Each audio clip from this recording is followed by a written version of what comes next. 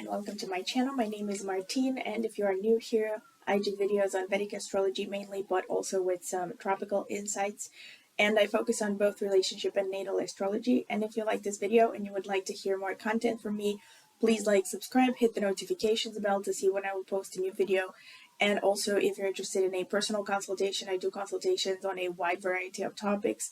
Please check out the video description. I will leave my contact information there. Thank you. And also, once again, as a reminder, I also do tarot readings. I haven't done any tarot readings on this channel, but I have done tarot readings through a separate platform that I'd rather not name. And if you're interested in finding out more about my tarot readings, pricing, what they sound like, samples, and feedbacks and reviews that I have gotten, please email me at the email in the video description and I will send you more information. Okay, thank you. So today's video is going to be a relationship oriented video. I haven't done one purely like on synastry aspects in quite some time. And it isn't about an aspect that I think doesn't really get too much attention again, because it's not one of those, I guess, passion-inducing sort of aspects from synastry. However, it is an aspect that definitely shows up in long-term relationships, okay? And it is about the moon to Jupiter aspects, okay? Meaning the moon in one person's chart aspecting Jupiter in another person's chart, or even more potently so for this aspect in the composite chart, you will see long-lasting relationships that oftentimes lead to children. If anything, I would call this aspect as a fertility-inducing kind of aspect, similar to Moon Mars, but in a different way, okay? So let me start with the beginning. What is the moon? Okay, I'm going to start with the beginning to explain it from a psychological point of view, archetype point of view, and all that, the link to psychology. So what is the moon in a person's chart? The moon is emotional needs, it's the subconscious mind, it's imagination. It also rules the face from medical astrology perspective. It also rules fluids in the body. It also rules the breasts and to some extent female hormones.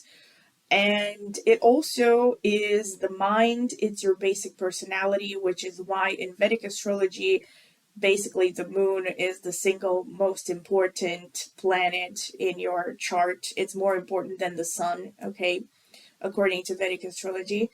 So it is the basis of your personality. It is the basis of who you are, your mind, your habits, your thought patterns, your needs, everything that makes you who you are, okay? Of course, you also have to look at the rest of the chart, but the moon is one of the most important single placements, okay, to look at when you want to determine someone's personality and basic makeup, okay? The moon is also the most vulnerable and the needy part of your identity or your psychological makeup.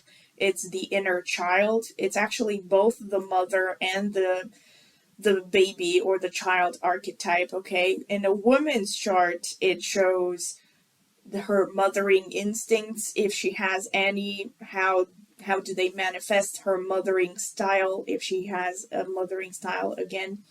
And of course, it also rules in any person's chart, it rules the relationship to the mother archetype, okay? What kind of mother you had. And it also shows your early childhood to some extent, also by virtue of the fact that it shows the mother and the relationship to the mother, and also early education to some extent, okay? It also rules for a woman her basic femininity, her relationship to her femininity, how she sees herself as a woman, and aside from maternal instincts, also self-preservation instincts, because the moon is about, well, seeking shelter, protecting yourself, okay? Think about the crab, which is the animal that is associated to Cancer, the sign that the moon rules naturally in the zodiac. Okay, so it's about having a shell and protecting yourself. Okay. Okay, and what is Jupiter? Jupiter is the great benefic. It is the philosopher archetype, the teacher archetype. It rules beliefs, any person's beliefs, okay, whether they are religious or not, what kind of religion they might be attracted to.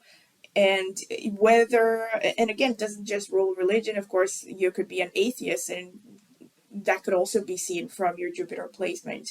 It also shows your general outlook with respect to the more philosophical issues in life, your overview of the world at large, how you see life, how you think of the world, your sense of adventure, your desire for knowledge and expansion, your ability to acquire wisdom in life, your sense of optimism or lack thereof, and your sense of faith in life. Okay. Together with the sun, Jupiter also sheds light on the father figure that you have had, the relationship with a father figure or father figures in your life, as well as relationship to mentors, teachers, or gurus in your life, or religious teachers, basically. That's what guru stands for. Okay. In a woman's chart, of course, it also signifies the husband archetype. And because like I have mentioned in previous videos, Jupiter is different from Mars. So Mars is, quote, the boyfriend archetype in a woman's chart because it symbolizes the kind of man that she instinctively finds attractive, oftentimes physically finds attractive. Mars is more about passion, and adventure is the archetype of the, quote, bad boy.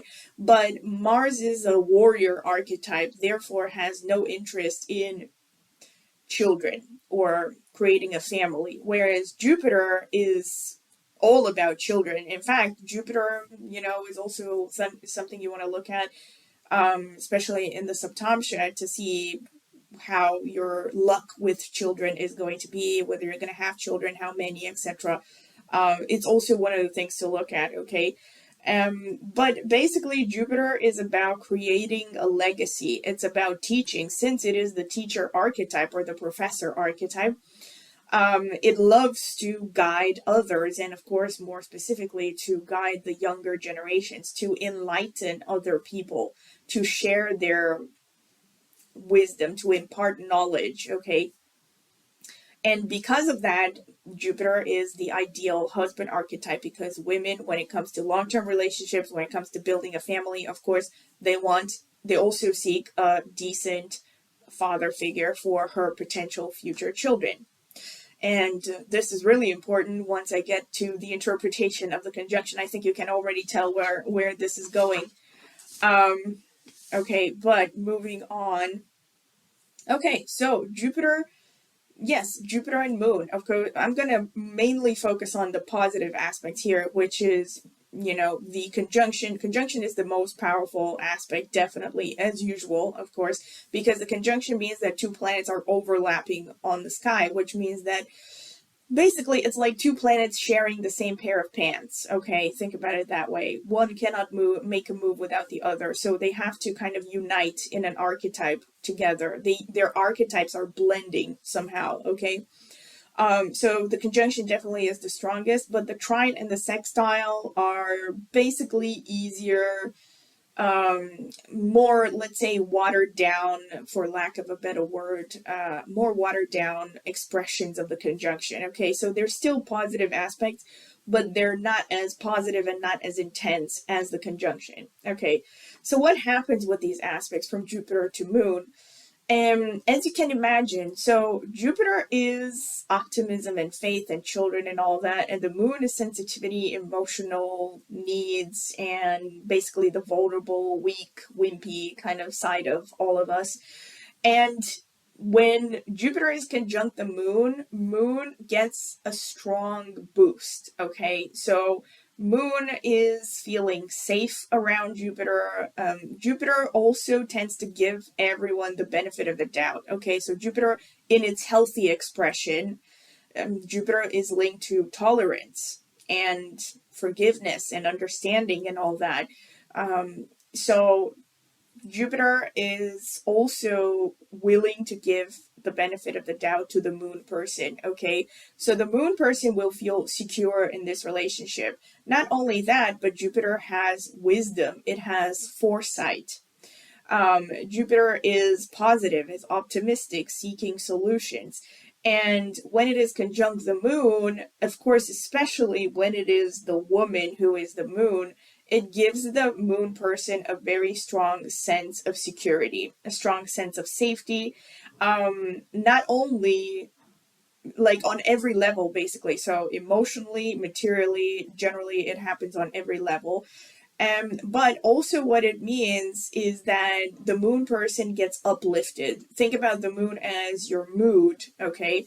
So when someone has their Jupiter conjunct, or to a lesser extent trine or sextile your moon, you will feel happier around this person. You will, and I felt this myself throughout my life with different people.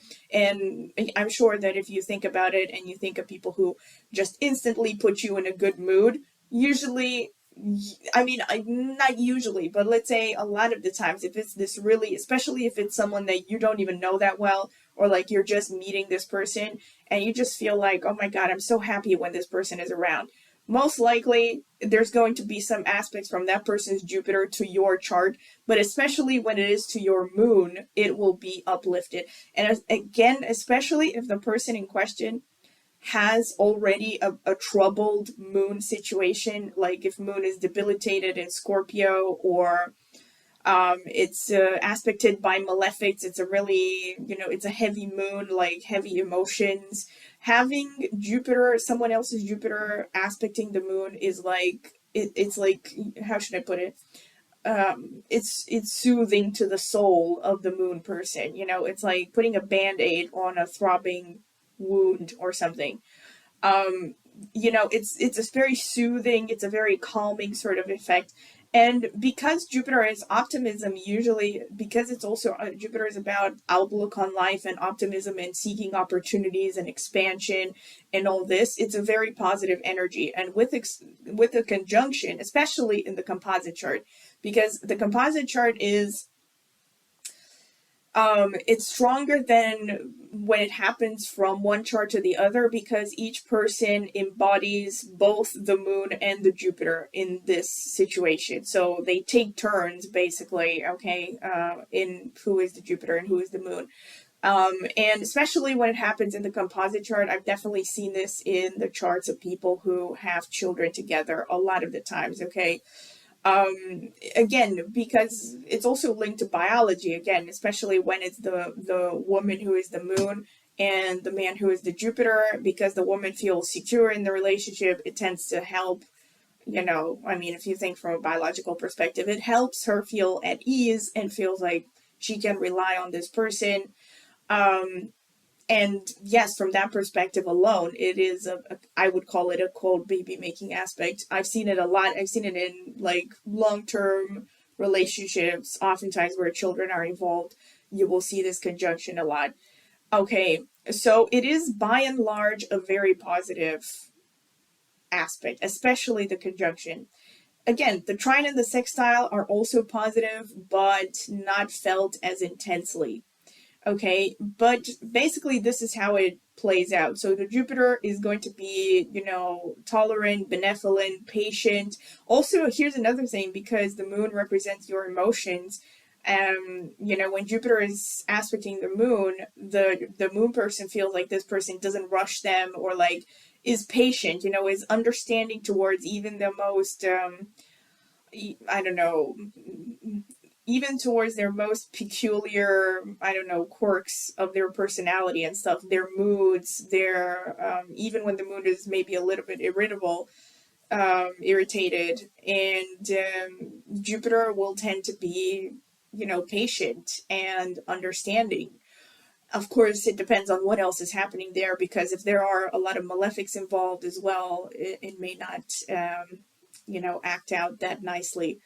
But by and large, yes, this is how it plays out. And when the roles are reversed, when the man is the moon and the woman is the Jupiter, it's basically similar, except you don't really have to take into account, the biology. The biological aspect is not going to be, let's say, as strong because generally men don't need to feel secure in order to reproduce. It's not a biological imperative for them. However, it's still, of course, a very positive aspect because, especially again, if the man in question has a more damaged moon situation, the Jupiter person, woman in this case, let's say, or man if they are the same sex, will make the man in question feel, accepted and at ease. And that's another thing. This is a really easygoing sort of energy. It's Jupiter also rules sense of humor. Can I just add that as well? So oftentimes, like, you see this conjunction with people who really have a good time together. Like, they really enjoy being around each other. And Jupiter and Moon, by the way, are just natural friends because Jupiter is exalted in the sign of the Moon. And also, when you have this conjunction in the natal chart, it's a great yoga. It's called, I think, Gajkesari yoga, and it's also said to create success and wealth in life. Of course, again, depending on what else is happening in the chart, there could be various degrees to this. But yes, this is a very, very positive aspect to have. And like I said, especially in the composite chart, especially with a conjunction, but to a lesser extent, even the negative aspects, actually, in the composite, I've seen it where this aspect shows up in long-term relationships, oftentimes where the people also have kids together. Okay, so this has been the general interpretation, and now there are a few examples of famous couples that I have looked up. Let me see. I have written some stuff down. Some of the famous examples, some of my go-to famous couple examples that I have found: Vivian Lee and Laurence Olivier. He had Moon in I think he had Moon in Leo, and she had Jupiter in Sagittarius, so they had a trine. Paul Newman and Joanne Woodward. Again, I always use this couple. They had the sextile. They also had a negative aspect between Jupiter and Moon, but I'm going to talk about the negative aspects in a separate video. But they had the sextile. He had Jupiter in Sagittarius. She had Moon in Aquarius. Brad Pitt and Jennifer. I always look at Brad Pitt and Jennifer Aniston versus Brad Pitt and Angelina Jolie. So Brad Pitt, Moon in Sagittarius, Jupiter in Pisces, Jennifer Aniston, Moon in Scorpio, Jupiter in Virgo. So with Jennifer Aniston, his Moon was square her Jupiter. Her Moon was trine his Jupiter. With Angelina Jolie, he has the conjunction. So her Moon, Jupiter, is conjunct in Pisces. So he has actually both the conjunction and the square. So yes, her Moon, however, is conjunct his Jupiter in Pisces, and she also has a Moon-Jupiter conjunction in her natal chart, a Gajkesari yoga. So yeah, these were the famous examples that I have found. Okay, so this has been the interpretation, and once again, if you have liked it, please like, subscribe, hit the notifications bell, and to check out when I will post a new video. And also, if you're interested in a personal consultation, astrology or tarot, please check out the video description, and I will leave my contact information there. Okay, thank you.